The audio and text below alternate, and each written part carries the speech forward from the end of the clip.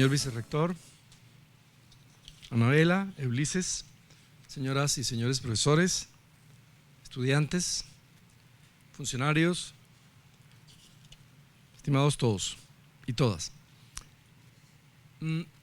A ver, cuando estamos hablando de estos ejercicios de innovación pedagógica y los premiamos, y cuando estamos también refiriéndonos a la graduación de diplomado en pedagogía universitaria, en realidad estamos remitiéndonos a un quehacer que tiene mucha historia. No podemos decir que es completamente nuevo en la vida de las universidades. Las universidades, desde cuando son universidades, en la Edad Media, y después en el decurso de la historia,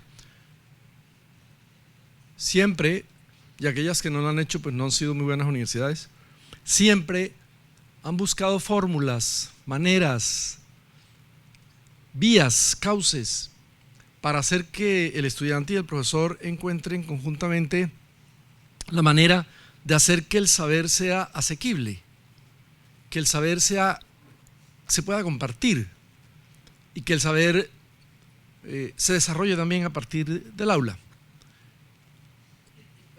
Yo creo que con un rápido recuerdo así, para no entrar en Honduras, uno sabe que allá en la escolástica medieval, en las universidades medievales, había toda una lógica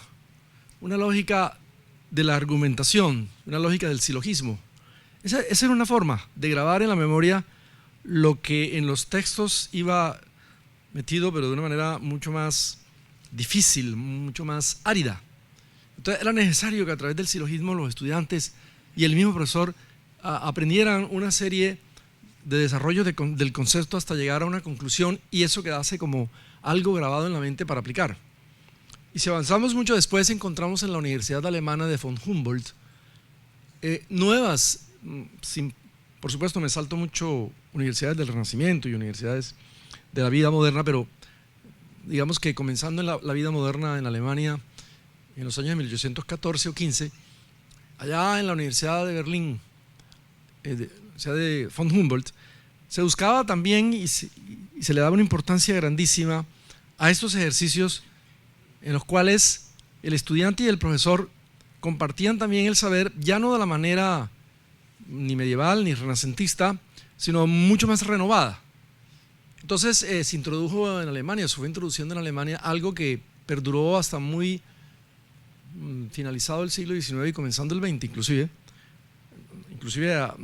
casi llegando después de la Segunda Guerra Mundial, que fue el que el estudiante hacía mucho trabajo personal guiado por el profesor. Es una metodología que hizo vibrar o remover la universidad americana, la universidad estadounidense, y fueron muchos americanos, profesores americanos que fueron hacia 1880 a obtener grados y diplomas en Alemania que pasaron a llamarse masters. Aquí viene el nombre del máster, del maestro, del magíster. Y era que definitivamente la universidad alemana había ido encontrando, digamos, alimentándose en von Humboldt, que el estudio personal del estudiante guiado por el profesor era una forma todavía mucho más fuerte, más firme, digamos, con mejores resultados que la única, que sigue siendo válida, que era que el profesor hablaba a los estudiantes y los estudiantes escuchaban y después repasaban un poco. Aquí en la Universidad Alemana, sin dejar la clase magistral, se buscó también la forma de que el estudiante, por su cuenta, guiado por el profesor, investigara, leyera y volviera donde el profesor, que lo seguía orientando. Eso duró muchísimo tiempo, mucho más que un siglo.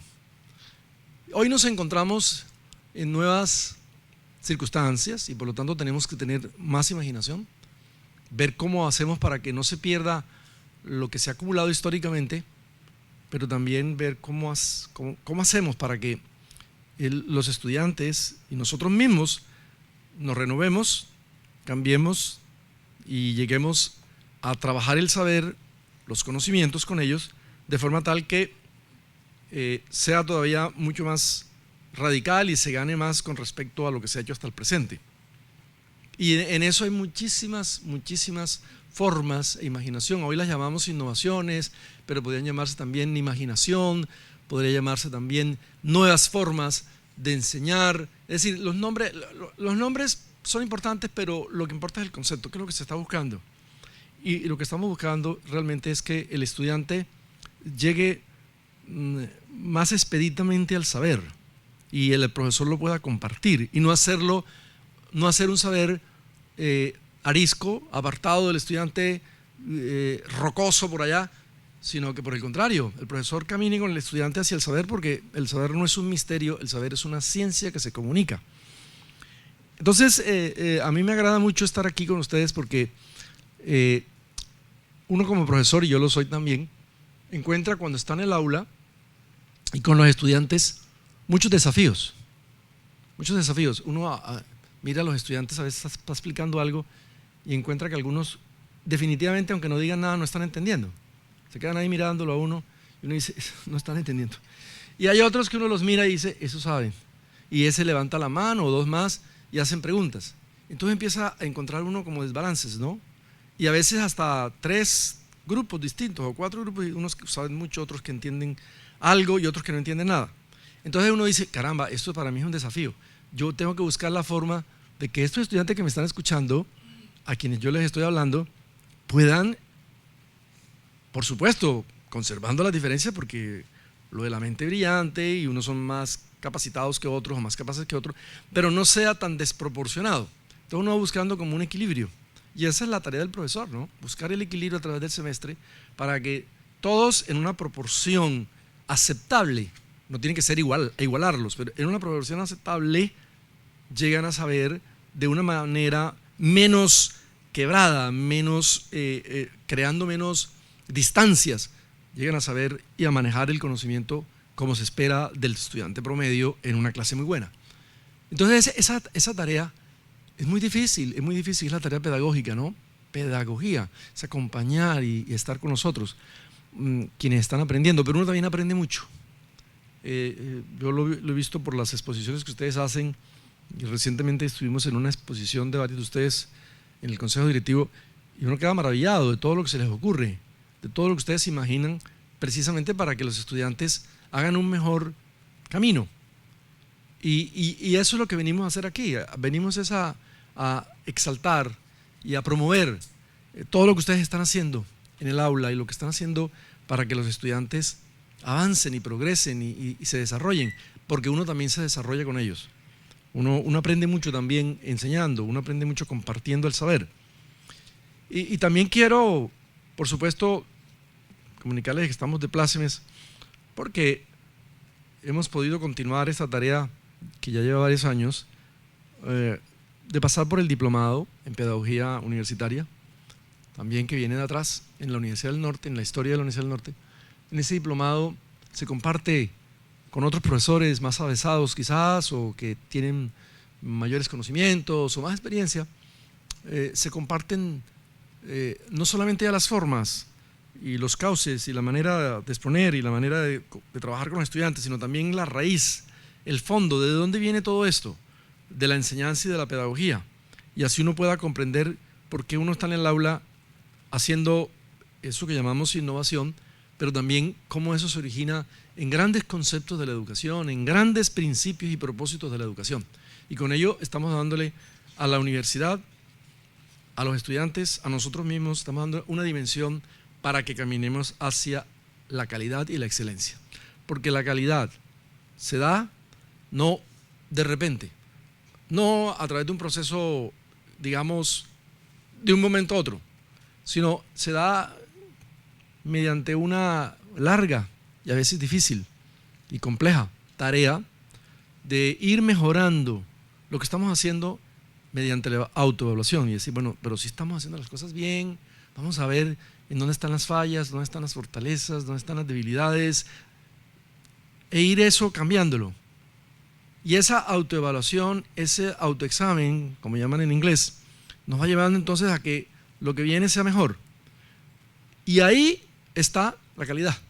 Fíjense que cuando nos vienen a acreditar o nos vienen a examinar para ver si un programa o la universidad misma está haciendo bien las cosas para que reciba la acreditación, lo primero que ven los evaluadores o pares académicos es si hubo una autoevaluación, si nosotros nos autoexaminamos. Después ellos examinan haciendo pares externos, haciendo una mirada externa distinta a la nuestra, y finalmente se hace una combinación hasta llegar entonces a un juicio final en donde dice efectivamente esta universidad ha ganado terreno si es acreditación institucional, o este programa ha cambiado mucho y ha mejorado con respecto a los propósitos o a las tareas que le dijimos hace 4 o 3 o 6 años dependiendo de la acreditación. Esa es la calidad. La calidad no son conceptos abstractos. A veces uno ve en la prensa y por aquí, por allá, se habla mucha cosa de la calidad, pero la calidad es algo que realmente tenemos que trabajarla.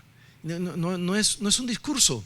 La calidad no es un discurso sobre el cual se habla y se dice y se hacen promesas. No, la calidad es un decurso, que no es lo mismo.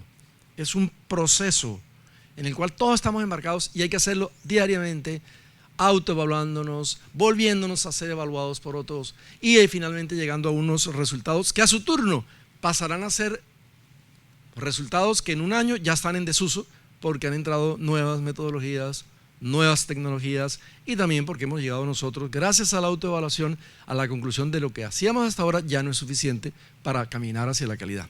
De manera que yo los felicito, de verdad como rector me siento muy complacido de que tengamos una comunidad como la que está aquí y otros que no están presentes porque están en sus clases y exámenes, una comunidad de la Universidad del Norte que es una comunidad que no es autocomplaciente, sino una comunidad que se examina, que está pendiente de lo que los otros hacen, que a su vez está dispuesta a ser examinada y cada uno de ustedes está dispuesto a ser examinado, a hacer mejoras, pero también a que lo examinen. Yo creo que eso es maravilloso porque ese es el verdadero camino en que se encuentra la Universidad del Norte desde hace tiempo, de la calidad, y de ese camino tiene un compromiso enorme y no va a fallar y no va a faltar y no podemos salirnos de ahí porque ese es el meollo mismo de la universidad. Muchas gracias.